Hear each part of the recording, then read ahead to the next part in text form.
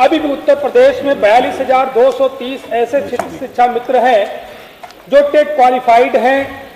1 लाख से अधिक ग्रेजुएट और पोस्ट ग्रेजुएट शिक्षा मित्र हैं जो लगभग 20 वर्ष से पढ़ाने का कार्य कर रहे हैं, लेकिन अभी तक शिक्षक नहीं बन पाए।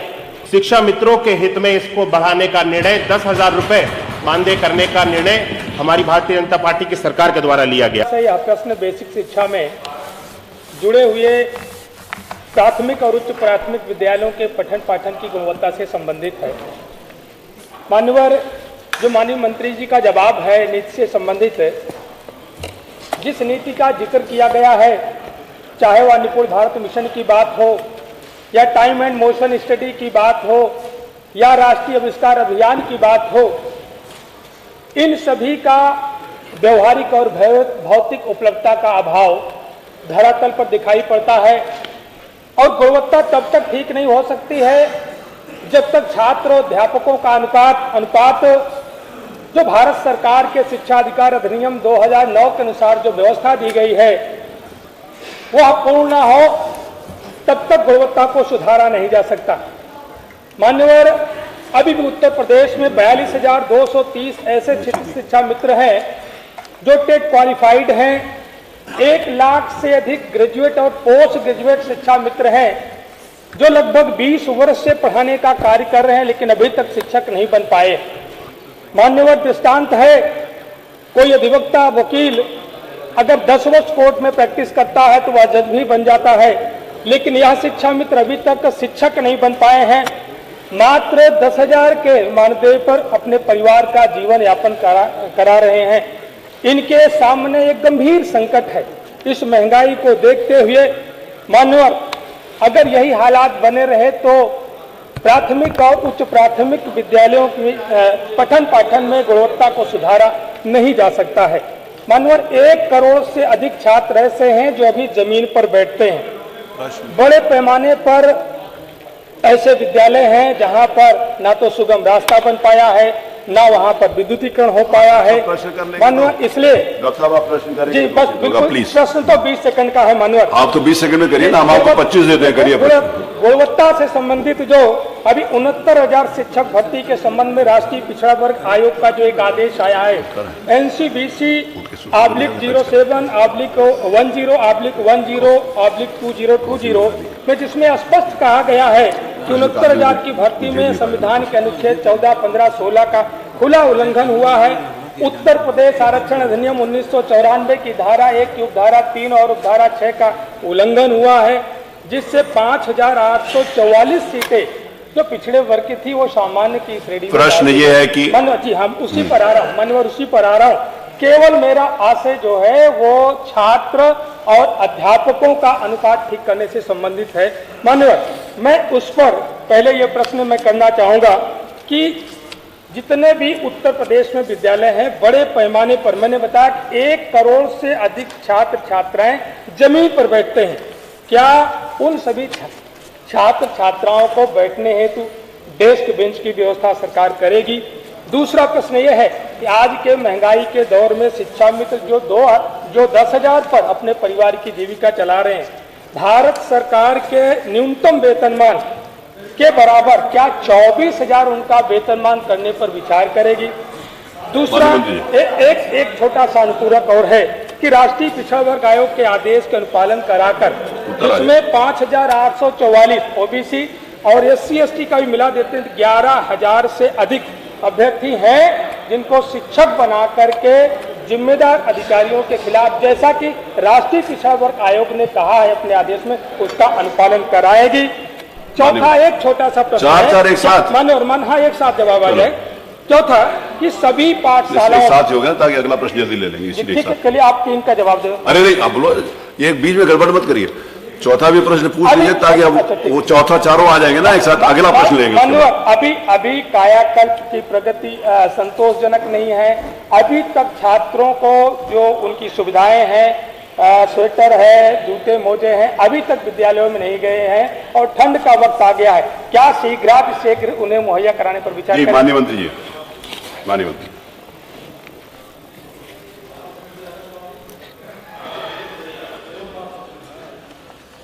माननीय अध्यक्ष जी, जो माननीय सदस्य ने जिज्ञासा जताई है, उनका जो मूल प्रश्न था, मूल प्रश्न से हट करके काफी सारे उन्होंने प्रश्न पूछे हैं और जानकारी पूछी है, लेकिन फिर भी मैं उनको आपके माध्यम से जानकारी देना चाहता हूं कि उत्तर प्रदेश में शिक्षा व्यवस्था जिस तरह से 2017 से पहले परिषदीय विद्यालयों की स्थिति थी, आज अगर 5 वर्ष के पिछले कार्यकाल के बाद में और इस दूसरे हमारे कार्यकाल के बाद में भी आज की हम इस स्थिति को देखें तो आज परिषदीय विद्यालयों की स्थिति काफी बेहतर स्थिति में है। कायाकल्प के अंतर्गत, ऐसे मिशन कायाकल्प के अंतर्गत बहुत सारे कार्य किए गए 19 पैरामीटर्स पे, जिससे आज हमारे परिषदीय विद्यालय वाकई में विद्यालय कहलाने योग्य बन सके हैं।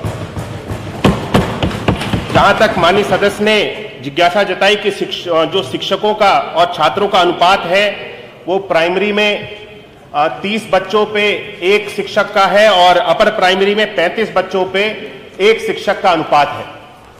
इस अनुपात को हमारे पास में अभी तक हमारे विभाग में लगभग 6,28,000 से भी अधिक हमारे पास शिक्षक हैं और ये जो शिक्षकों का और छात्रों का अनुपात है ये हमारे विभाग में बराबर है। इसको हम सब लोग इस अनुपात को बराबर बनाते हुए पठन पाठन के कार्य को पूरी अच्छी तरह से सुगमता के साथ इसको आगे बढ़ा रहे हैं।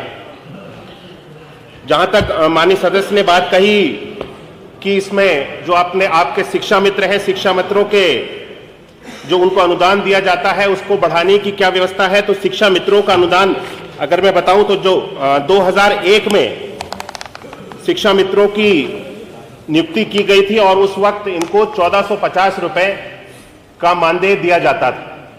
इस मानदेय को बढ़ा करके 2200 रुपए किया गया, 2200 बढ़ाने के बाद में 3500 रुपए किया गया और 3500 रुपए से सीधे इसको बढ़ा करके 10,000 रुपए माननीय मुख्यमंत्री जी के नेतृत्व में भारतीय जनता पार्टी की सरकार में शिक्षा मित्रों के हित में इसको बढ़ाने का निर्णय, 10,000 रुपए मानदेय करने का निर्णय हमारी भारतीय जनता पार्टी की सरकार के द्वारा लिया गया।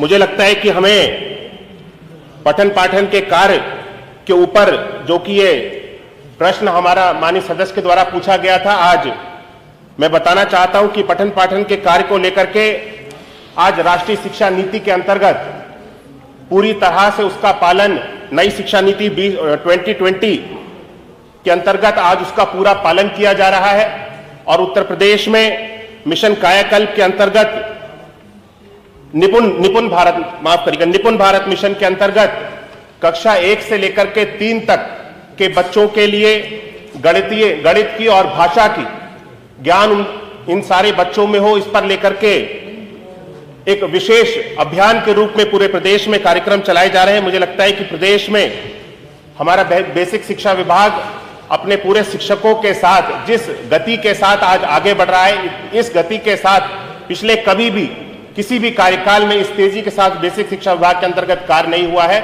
और आज पठन पाठन का कार्य बहुत बेहतर से हो रहा है और हमारा बेसिक शिक्षा विभाग हमारे विभाग में पढ़ने वाले 1,91,00,000 बच्चों के भविष्य के साथ उनके भविष्य को उज्जवल बनाने के लिए हम सब लोग मिलकर के कार्य कर रहे हैं। माननीय मुख्यमंत्री जी के मार्गदर्शन में हम सब लोग कार्य कर रहे हैं। माननीय लालजी वर्मा जी, मैं